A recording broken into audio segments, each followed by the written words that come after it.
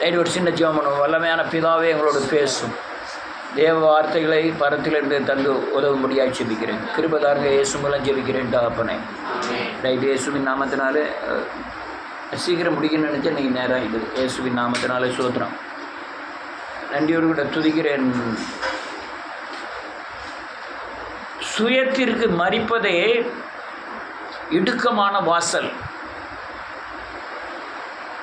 அதாவது இயேசுவை போல நாம் சிலுவையில் அறையப்பட்டு கிறிஸ்துவை தரித்து கொண்டால் மட்டும்தான் நீங்கள் சுயத்தில் மரிப்பதற்குண்டான அடையாளம். ஆனால் தன்னைத்தான் வெறுப்பது, தன் சிலுவையை சுமப்பது, சிலுவையில் அறையப்படுவது, சிலுவையிலே மரிப்பது, உயிர்ப்பிக்கப்படுவது, இதுதான் கிறிஸ்துவ ஜீவியமே. இன்றைக்கி சபைகளில் இது போதிக்கப்படாததுனால தான் கிறிஸ்துவம் பெரும்பகுதி அழிஞ்சிட்டு இயேசுவின் நாமத்தினாலே. ஆனால் எண்ணிக்கை இல்லை, தரம். நீங்கள் எண்ணிக்கையில் ரொம்ப பேர் அழிஞ்சிருக்கலாம், அல்லது ரொம்ப பேர் இந்த எழுப்புதல் சத்தியத்துக்குள்ளேயோ அல்லது சிலுவை உபதேசத்துக்குள்ளேயோ வராமல் இருக்கலாம். ஆனால் திடீர்னு ஒரு நாள் தேவன் ஒரே நிமிடத்தில் தேசத்தை அசைக்க வல்லவராக இருக்கிறார். அல்லேலூயா. நல்லா புரிஞ்சுடுங்க, இயேசுவை போல நீங்கள் சிலுவையில் அறையப்பட்டால் மட்டும்தான் நீங்கள் கிறிஸ்துவை தரித்து கொள்ள முடியும். கிறிஸ்துவை தரித்து கொண்டால் பரலோக வாழ்க்கையை வாழ முடியும், பிசாசின் மேல் அதிகாரம் செலுத்த முடியும், இயேசுவை போல மாற முடியும். அல்லேலூயா. அந்த பூமியிலே தேவனோடு நடக்கிற, தேவனோடு வாழுகிற ஒரு சரியான வாழ்க்கையை நீங்கள் வாழ முடியும். ஆனால் பிசாசானவன் மற்ற எல்லா சத்தியங்களையும் புரிந்து கொள்ளக்கூடிய தெளிவை தந்திருக்கிறான். அநேகர் அல்லேலூயா ஆசீர்வாதங்களை குறித்தோ அல்லது ஆவியை குறித்தோ அல்லது தீர்க்க தரிசனங்களை குறித்தோ அல்லது அல்லேலூயா மனம் திரும்புதலை குறித்தோ குணமாக்குதலை குறித்தோ பேசுகிற எல்லா காரியங்களையும் சரியானபடி புரிந்து கொள்வதற்குண்டான பலத்தை மக்களுக்கு கொடுத்திருக்கிறான் பிசாசு. அல்லேலூயா. ஆனால் பிசாசு மறைத்த காரியம் என்னவென்றால், நீ சுயத்திற்கு மரிக்க வேண்டும் என்பதை தான் மறைத்து வைத்திருக்கிறான். இன்னைக்கு அல்லேலூயா பழைய ஏற்பாடு காரியங்களில் இயேசுவின் நாமத்தினாலே அல்லேலூயா இயேசு மரித்தார். சுவிசேஷங்களில் முடிவில் இயேசு மரித்தார். அப்போஸ்தலர் நடவடிக்கைகளில் உயிர்த்ததுக்குண்டான கிரியைகளை வெளிப்படுத்தினார். இயேசுதான் கிறிஸ்து. இயேசுவில் அல்லேலூயா சிலுவையிலே சரியானபடி புரிந்து கொண்டு உன் சுய இச்சைகளையும் உன் சுய எண்ணங்களையும் சுய ஆசைகளையும் ஒரு தனித்தன்மையும் சுய மரியாதையெல்லாம் நீங்கள் சிலுவையில் அறைந்தால்தான் கிறிஸ்துவை தரித்து கொண்டு ஆவிக்குரிய கனிகளினாலே நாம் நிரம்பி தேவனோடு வாழ முடியும். ஒரு கசப்பு தேவனை விட்டு உங்களை பிரித்துவிடும், ஒரு இச்சை தேவனை விட்டு பிரித்துவிடும், ஒரு பெருமை தேவனை விட்டு உங்களை பிரித்துவிடும். ஆனால் சிலுவையில் அறையப்படும் பொழுது மட்டும்தான், இவைகளை சிலுவையில் அறைந்தால் மட்டும்தான் கிறிஸ்து உங்களோடு கூட இருப்பார். கிறிஸ்து தேவன் தங்கும் ஆலயமாய் உங்களை மாற்றுவார். அதனால் இந்த போதனையை இயேசு அநேக நேரம் போதித்தார்.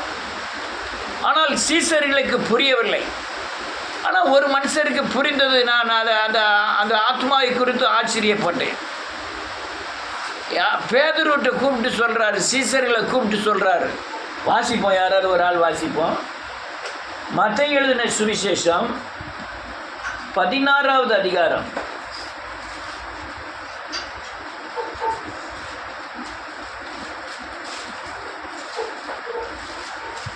17வது வசனம்.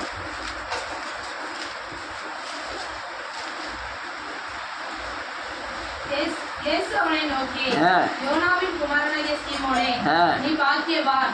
மாம்சமும் இரத்தமும் உனக்கு வெளிப்படுத்தவில்லை, பரலோகத்தில் இருக்கிற என் பிதா உனக்கு வெளிப்படுத்தினார். 21வது வசனம். அது முதல் இயேசு நாம் எருசலேமுக்கு போய் நம்ம எருசலேமுக்கு போறோம். மூப்பராலும் பிரதான ஆசாரியராலும் வேதபாரகராலும் பல பாடுகள் பட்டு நான் கொலையுண்டு 3ஆம் நாளில் வேண்டும் என்பதை இதுதான் சொல்ல தொடங்கினார். இவங்க இதை அவங்கள கிரகிக்கவே முடியல. இயேசு மரித்தோரை எழுப்புகிறார், சமுத்திரத்தில் நடக்கிறார், குருடரை பார்க்க செய்கிறார், குஷ்டரோகியை சொஸ்தமாக்குகிறார், முடவரை நடக்க செய்கிறார். இதெல்லாம் பார்த்துட்டு பிரதான ஆசாரியர்கள் பரிசேயர்கள் என்னை சிலுவையில் அறைவார்கள், நான் மரித்து போவேன்னு சொல்கிறத இவங்களால் நம்ப முடியலை. அல்லேலூயா. நம்ப முடியுமா?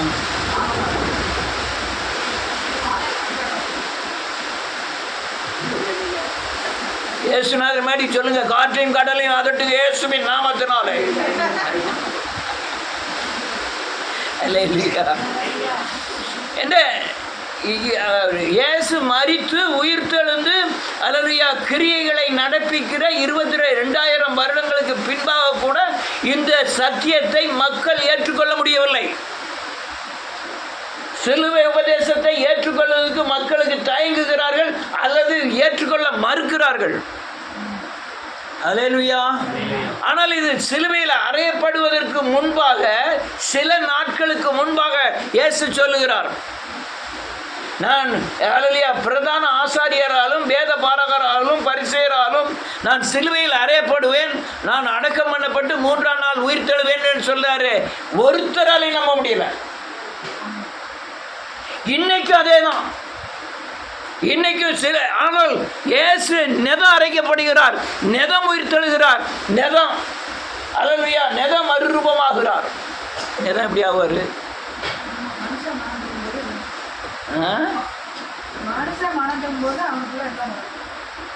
அவர் இருக்கிறவராகவே இருக்கிறார். அல்லேலூயா.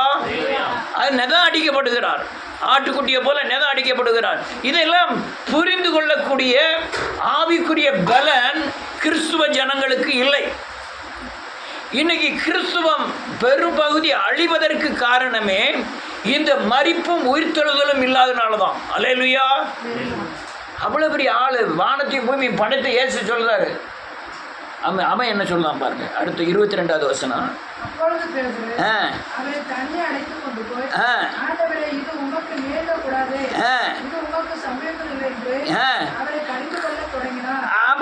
பேதுரு அவரை தனியே அழைத்து கொண்டு போய், ஆண்டவரே இது உமக்கு நேரிடக்கூடாது, இது சம்பவிக்கவே கூடாது. இயேசு வந்ததின் நோக்கம் என்ன? பாவங்களை சுமந்து தீர்க்க. எதுக்கு? எந்த பாவத்தை? உலகத்தில் பிறந்த ஆதி மத மனுஷன் முதல் கடைசி மனுஷன் வரை. அப்ப கடைசி மனுஷனுடைய பாவத்தை எப்படி பாரு? உலகத்தின் மொத்த ஜனங்களின் பாவங்களை சுமந்து தீர்க்க தான் வந்திருக்காரு இயேசுநாதர். அவர் வானத்தை பூமி உண்டாக்கினவர். ஒரு வார்த்தை சொல்றாரு, ஏற்றுக்கொள்ளக்கூடிய இந்த பலன் இல்லை. நீங்க கிறிஸ்துவன் ஏன் விடுதலையாக முடியல? சிலுவையை ஏற்றுக்கொள்ளக்கூடிய பலன் இல்லை.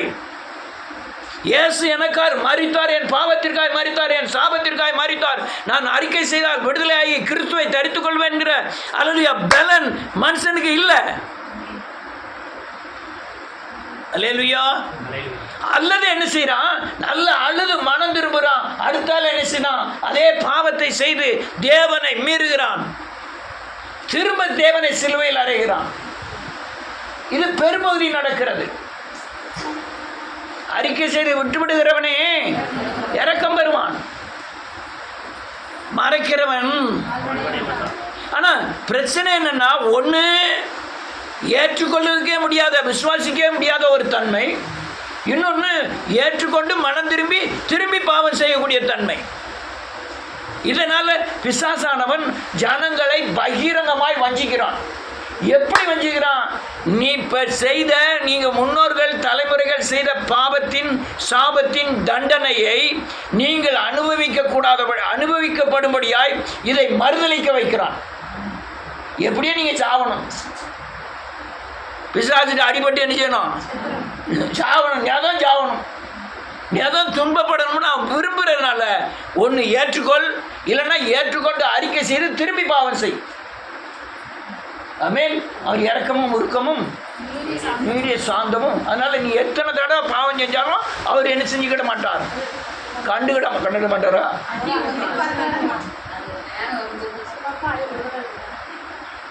ஆனா பிசாசு சொல்லுவான், அவர் இரக்கமும் உருக்கமும் நீடிய சாந்தமும் பொறுமையும் உடையவர்.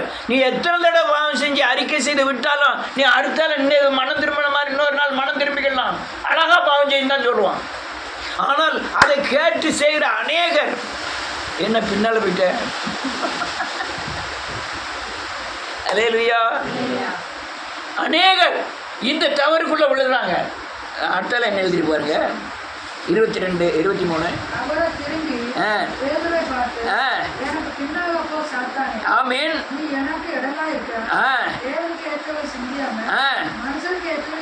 இப்ப என்ன பிரச்சனை பார்த்தீங்களா? இந்த சிலுவை உபதேசத்தை ஏற்றுக்கொள்ளாதவர்களும் ஏற்றுக்கொண்டு அறிக்கை செய்து திரும்பவும் பாவம் செய்கிறவர்களும் யார் தெரியுமா? பிசாசு. யாரு? பிசாசு. நீ வெளியே போய் யார்ட்டும் சொல்லிடுறாங்க, சிலுவை உபதேசத்தை யாருக்குள்ளன்னா நீ பிசாசு. உண்மை அதுதான். பிசாசு நோக்கம் என்ன?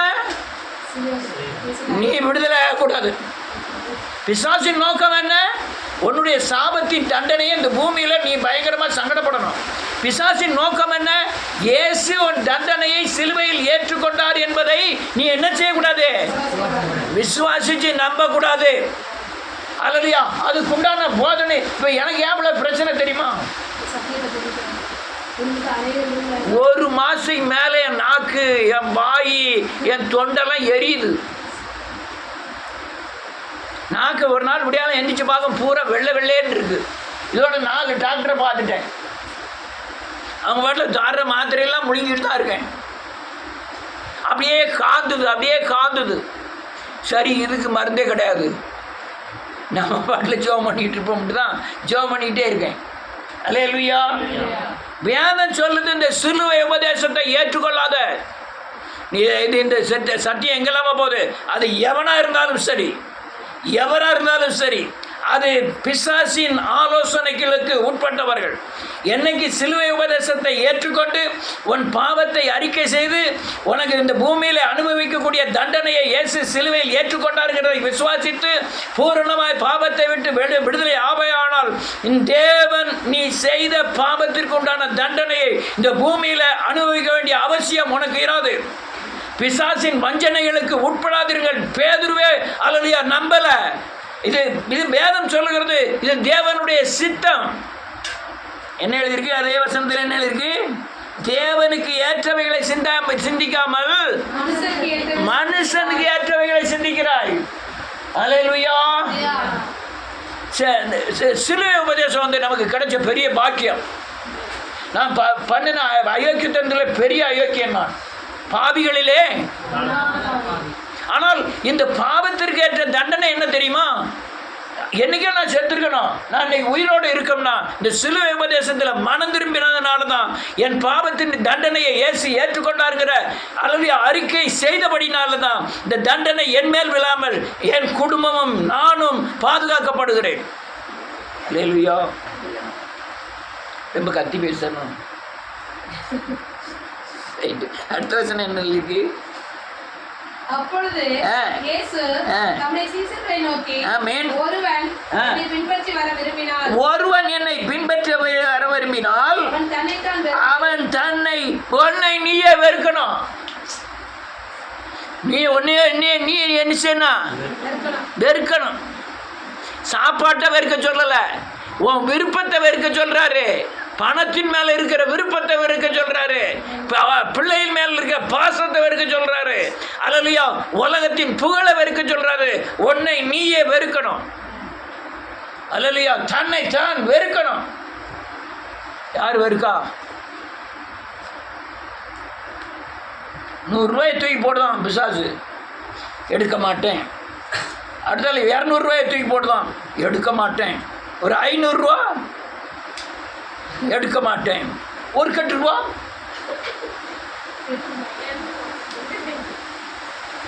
இதுதான் பிசாசு பண்ற பயங்கரமான தந்திரம். பயங்கரமான தந்திரம். ஒரு புகழுக்கு அல்லேலூயா, புகழுக்கு பயங்கரமா மடங்காத ஆளே கிடையாது.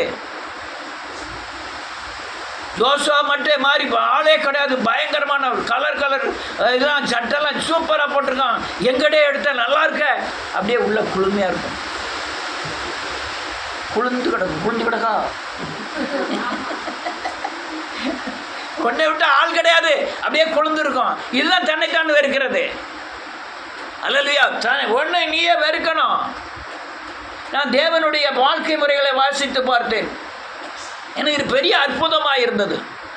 மனுஷனை தன் கையினாலே மண்ணினாலே உருவாக்கி அல்லேலூயா அவர் நாசியிலே சுவாசத்தை ஊதி ஜீவாத்மா ஆக்கினார். அவனை இந்த பூமியில வைத்தார். பாவத்திலும் கொடிய பாவமாய் செய்துட்டான். நாத்தத்திலும் அதிகமான நாத்தம். ஆனால் பரிசுத்தத்தில் அவர் எப்படிப்பட்டவர்? ஆனா நீ பாவத்துல பிரதான பாவி. எங்க வந்து உட்கார்ந்துருக்கிறாராம்? நமக்குள்ள வாசம் பண்ணுகிறாராம். முடியுமா? அது எவ்வளவு பெரிய தன்னைத்தான் வெறுப்பது. எவ்வளவு நீதியில பாருங்க. அவர் நீதிகிட்ட நம்ம நிக்க முடியுமா? பரிசுத்தத்தில் நம்ம நிக்க முடியுமா? அல்லேலூயா. ஆனால் அவர் நமக்காக பூமியிலே இறங்கி வந்த தேவன். அடுத்த நிலைக்கு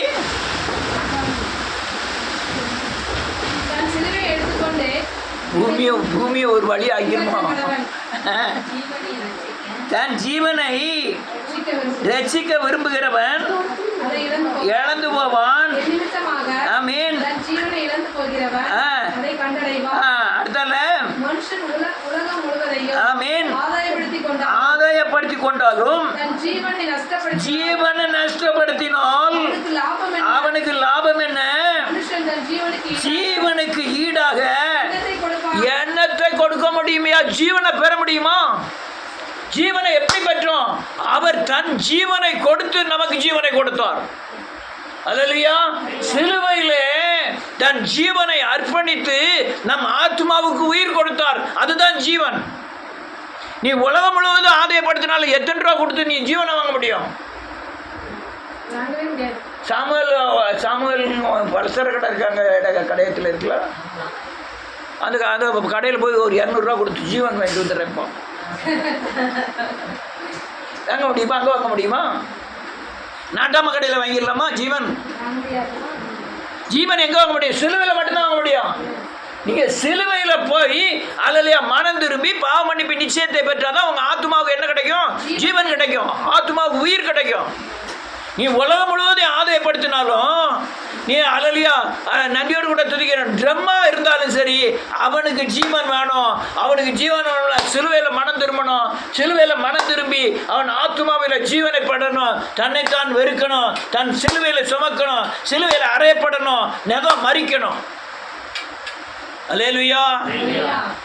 புரியவே இல்லை. யாருக்கு? வியாதி இருக்கு. இவ்வளவு கத்துதாரு, இவ்வளவு காரியம் சொல்லிட்டாரு, ஒன்றுமே என்ன செய்யல, புரியல. இன்னைக்கு சிலுவையில் அறைய போகிறாங்க.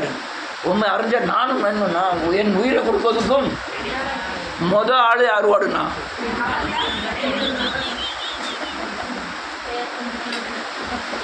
அழகா சொன்னான். அல்லேலூயா.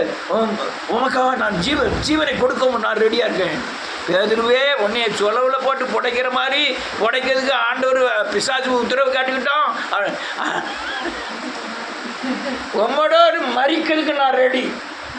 அங்கே போர்ச்சவங்களாம் அங்கே பிடிக்க வந்த உடனே துண்டை காணும் துணியை காணுன்னு ஓட்டான். அதில் எவ்வளோ ஜீவனை கொடுக்கான். இன்னொரு வருஷத்தை வாசிப்போம். 17வது அதிகாரம் 22வது வசனம்.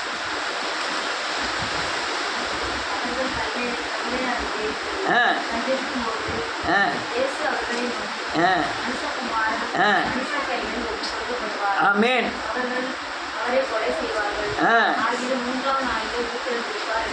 ஆமென். என்ன பாருங்க, சீசர்லாம் கூப்பிட்டு சொல்றாரு. சீசர்கிட்ட என்ன சொல்றாரு? நீங்கள்லாம் பாவம் செஞ்சிட்டீங்க, பாவத்தின் தண்டனை நரகம், உங்களை பிசாசு ஆளுறதுக்கும் காரணம் நீங்கள் செஞ்ச பாவம் தான். அதனால் நான் என்ன செய்ய போகிறேன், அதெல்லாம் சுமந்து தீர்க்க போகிறேன். ஆனால் 3ஆவது நாள் நான் என்ன செஞ்சிருவேன், உயிர் தழுவேன். ஆனால் இவங்க எல்லாம் நாடியில் கை வச்சுக்கிட்டு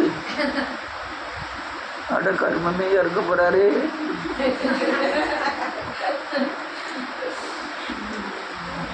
சந்தோஷப்படணுமா, என்ன செய்யணும்?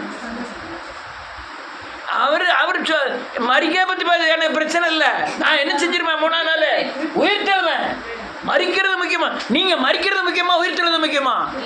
உயிர் தழுவது. எனக்கு நான் பாவத்தை அறிக்கை செய்து நான் பழைய மனுஷன் செத்துட்டோம்னா புதிய மனுஷன் ஆகிய கிறிஸ்து எனக்கு உள்ள என்ன செய்யறாரு, உயிர் தழுதாரு. பழைய மனுஷன் பிசாசை நான் கொல்லுதேன், சிலுவையில் ஆணி அடிச்சு கொல்றேன், பாவத்தை கொல்றேன், அசுத்தத்தை கொல்றேன், பரிசுத்தம் வந்துடுது. பொய்யை கொள்றேன், உண்மை வந்துடுது. அநீதியை கொள்ளுதேன், என்ன வருது, நீதி வருது. நான் பழைய மனுஷனை கொள்ளுதேன், புதிய மனுஷனா கிறிஸ்துவ என்ன செஞ்சிருந்தேன், தடுத்து கொள்ளுதேன். இவங்க ஐயோ நீர் சாப போறீரா? அவர் சொல்லுஞ்சுதார், 3ஆவது நாள் என்ன செய்ய போறேன், உயிர் தள்ள போறேன்னு சொல்றாரு. நம்ப மாட்டேக்கான். இன்னைக்கும் அதே கதி தான், இன்னைக்கும் உலகம் முழுவதும் அதே கதி தான். ஏசு சிலுவையில் அறைந்து 3ஆம் நாள் உயிர் இதை நல்லா கொண்டாடுவாங்க. யாரை என்னது, அது என்னது 40 நாள் உபாசம் இருப்பாங்களே, என்னது லென்த்து நாள். அதில் மட்டன் சாப்பிட மாட்டோம், சோறு சாப்பிட மாட்டோம், கறி சாப்பிட மாட்டோம், தலையில் பூ கூட வைக்க மாட்டோம், நல்ல இனிப்பு டீக்கெல்லாம் குடிக்க மாட்டோம். ஆனால் ஈஸ்டர்னு ஒன்று இருக்கு. இதை விட ஈஸ்டர் முக்கியம், மரித்தது முக்கியம். மாதிரி ஈஸ்டர் மரித்து என்ன செஞ்சிட்டாரு, உயிர் தழுந்தா. எனக்காக உயிர் தழுந்து எங்க இருக்காரு, எனக்குள்ள இருக்காரு. அல்லையா, உயிர் தழுந்த கிறிஸ்து. நீ எவ்வளவு தூரம் மரித்து இருக்கிறியோ அவ்வளவு தூரம் உங்களுக்குள்ள இருக்காரு. நீ மறிக்கலன்னா உனக்குள்ள நிச்சய மாட்டாரு. அதனால சீக்கிரம் நிச்சயிச்சிடணும், செத்துடணும். யார் சாப்பிடணும், பழைய மனுஷனை செத்துடணும். அப்பதான் யார் இருப்பா? நீங்க பழைய மனுஷனை வச்சுக்கிட்டு இருந்தா அவன் உங்களை கொண்டுகிட்டே இருப்பான்.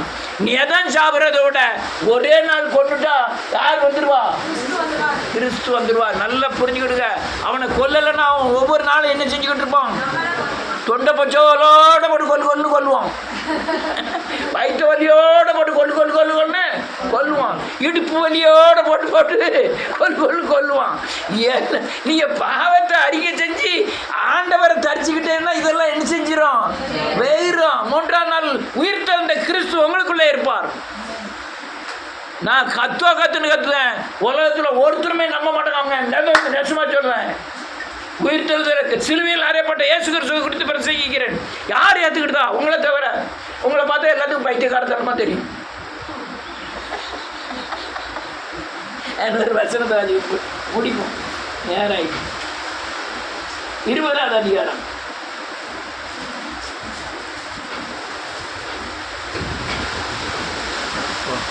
17வது வசனத்திலிருந்து வாசிக்கலாம். போகும்போது வழியிலே 12 சீஷரையும் தனியே அழைத்து, எருசலேமுக்கு போகிறோம், மனுஷகுமாரன் பிரதான ஆசாரியர்களுக்கோ வேத பாரகர்களுக்கோ ஒப்பு கொடுக்கப்படுவார். அவர்கள் அவரை மரண ஆட்களாக தீர்த்து பரியாசம் பண்ணவும், காரினால் அடிக்கவும், சிலுவையில் அறையவும் ஒப்பு கொடுப்பார்கள். ஆகிலும் 3ஆம் நாளிலே அதே காரியத்தை சொல்லிட்டே இருக்காரு. நீ 4 சுவிசேஷத்தையும் பாருங்க, ஓயாம சொல்லுதாரு. அந்த சிலுவை உபதேசம் யார மாட்டேங்கு, சிலுவை உபதேசத்தை போதிக்கிறது பிசாசுக்கு பயங்கரமான எதிர்ப்பு. அல்லையா, இயேசுதான் கிறிஸ்து அப்படின்னு பிரசங்கித்ததுனால தான் பவுலுக்கு அடி விழுந்தது. இயேசுதான் கிறிஸ்துன்னு பிரசங்கித்ததுனால தான் இன்னும் பாளையங்கோட்டை லோன்னு அலைஞ்சிக்கிட்டு இருக்கோம். இயேசு கிறிஸ்து இல்லை, ஆசீர்வதிக்கிறார். உன்னை பெருக பண்ணுவார், உன்னை வாழாக்காமல் தலையாக்குவார், உன்னை கீழாகாமல் மேலாவாய். நீ வீட்டுக்குள்ள படுத்து இருக்கும்போது மேலே ஓட்டை பிரிச்சுட்டு படுத்துரு, அந்த ஓட்டுக்குள்ளாடி ரூபாயை அள்ளி போட்டுருவார் அப்படின்னு சொன்னா இதுவும் குமிஞ்சிருக்கும்.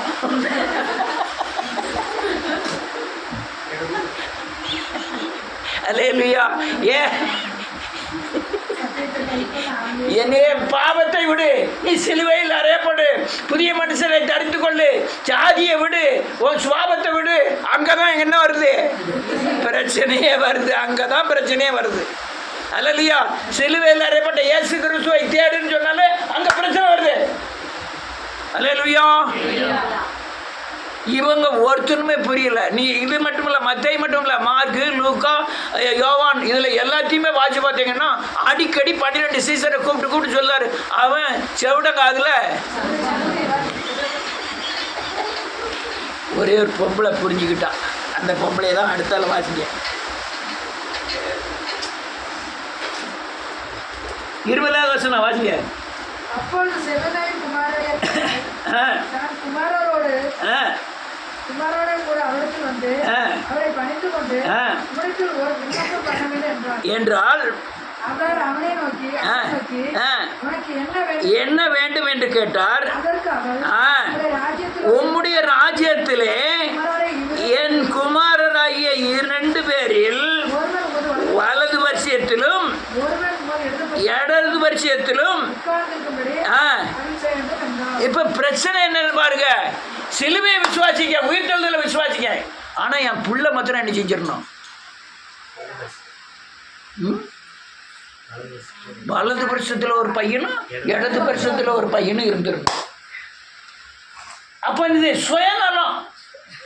ஆனா புரியுது, ஆண்டவர் இறந்தாருன்னா 3ஆம் நாள் உயிர் தெழுவார், அவர் சிங்காசனத்தில் வீட்டிருப்பார், எல்லாம் புரியுது. ஆனா என் பிள்ளை என்ன செய்யணும்? வலது வருஷத்துல ஒருத்தனும் இடது வருஷத்துல ஒருத்தனும் என் பிள்ளை இருக்கணும் அப்படிங்க. அல்லேலூயா. இதுதான் புரிதல். இன்னைக்கு உலகத்தில் உள்ள புரிதலே என்ன? எனக்கு என்ன கிடைக்கும்? பேதருக்காக ஆண்டவரே, என் பொண்டாட்டி, என் பிள்ளை, என் தாய் தகப்பனை, என் அண்ணன் தம்பி எல்லாம் விட்டுட்டு உங்க பின்னால வந்துட்டேன்னா எனக்கு என்ன கிடைக்கும்? ஈர மண்ணு கிடைக்கும்.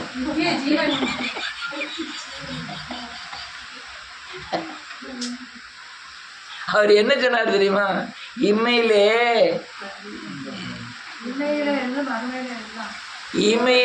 ஜீவனையும் நித்திய ஜீவனையும், இம்மையிலே ஜீவனும் மறுமையிலே நித்திய ஜீவனையும் பெறுவாயின்றார்.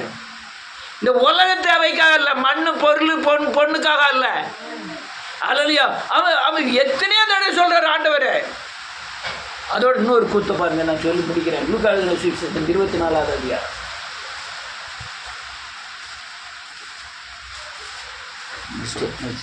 24வது அதிகாரம் 1லேருந்து வாசிக்கலாம்.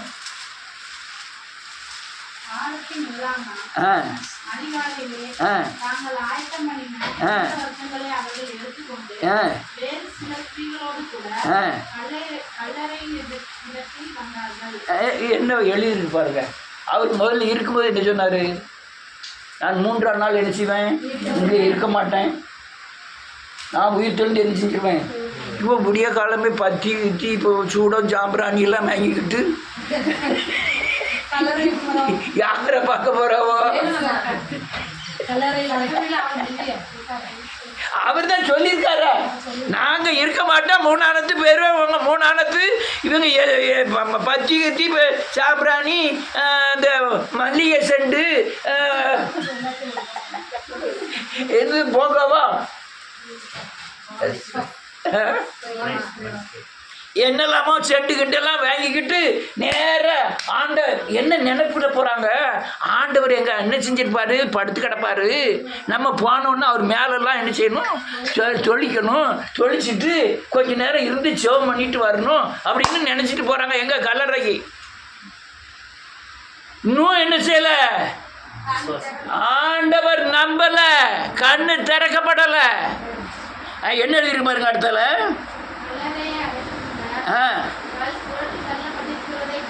ஆமென்.